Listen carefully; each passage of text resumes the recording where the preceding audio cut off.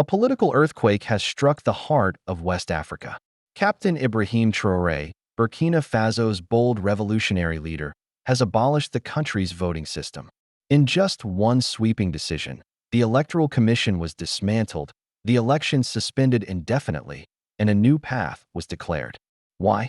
Because Traoré believes that spending billions on elections that serve only corrupt elites is a betrayal of the people's needs. Why are global powers panicking? Why is the West rushing to condemn this move?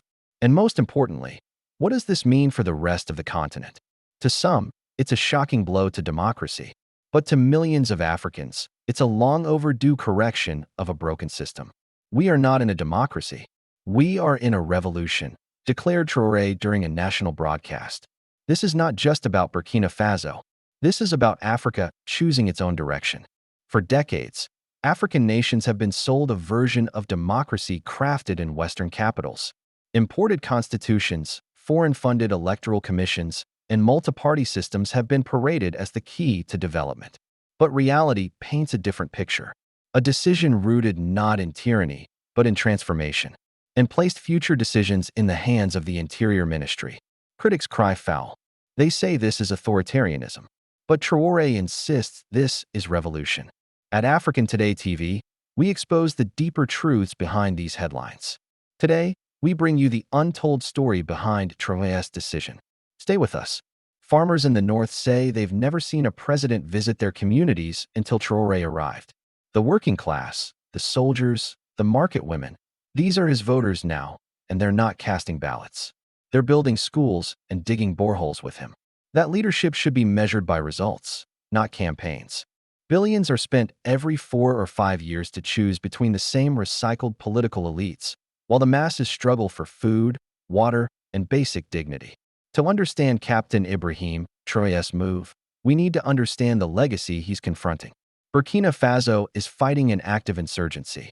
Entire villages have been displaced. Instead of ballots, what people need now is safety, jobs, and food. In Niger, Mali, Guinea, and beyond, support for Traoré's bold decision grew. And while Western embassies issue warnings and watchdogs decry the death of democracy, millions across the Sahel are asking a different question.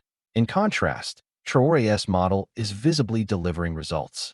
Over 1,000 hectares of farmland have been cultivated by joint military-civilian teams. 50,000 volunteers and soldiers are rebuilding roads and bridges. Hospitals that hadn't seen renovations in decades are being revived with solar-powered equipment. For nations facing food insecurity, high unemployment, and poor infrastructure, this is a tragic misallocation of funds. What good is democracy if it doesn't deliver dignity?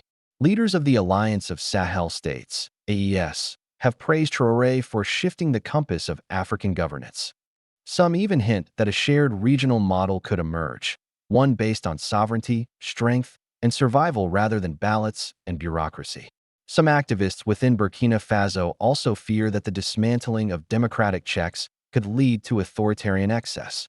Burkina Faso has held several elections since 1991, yet poverty, insecurity, and corruption only grew worse.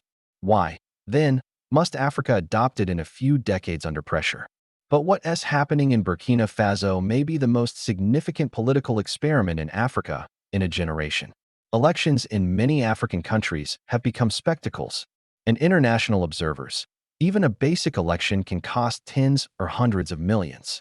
He has pledged to hand over power, eventually, to a leadership structure chosen by the people, though not necessarily through traditional elections. Traoré, a soldier-turned-statesman, is saying what many African youth already believe. Democracy, as it has been imported, has failed to deliver.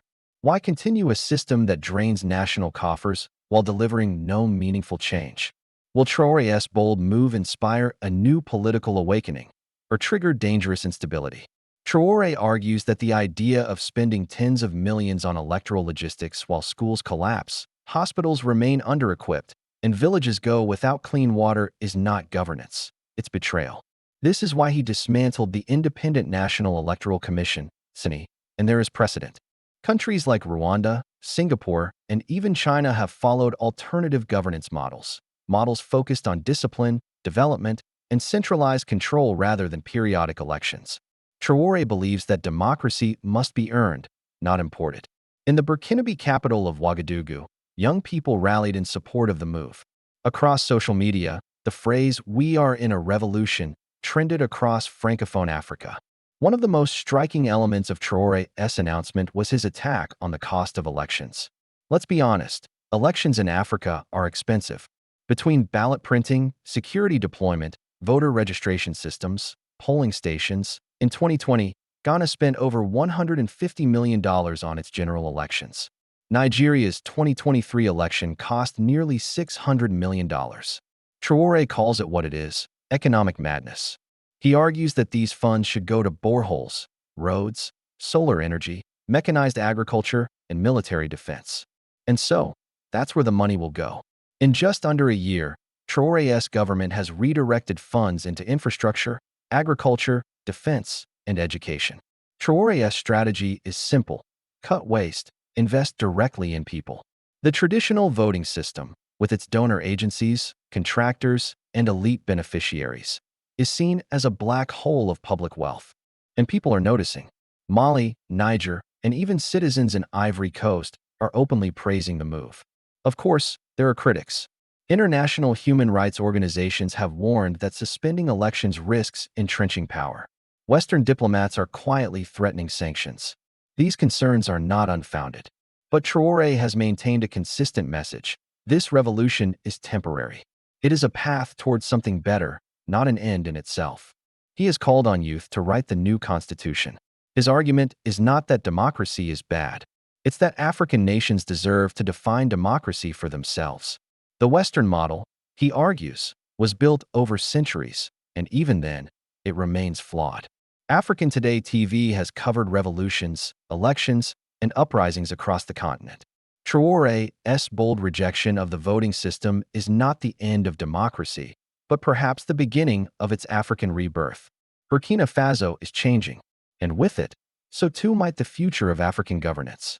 Captain Ibrahim Traoré has thrown down the gauntlet, not just at foreign powers, but at African leaders who have failed their people while hiding behind democratic facades.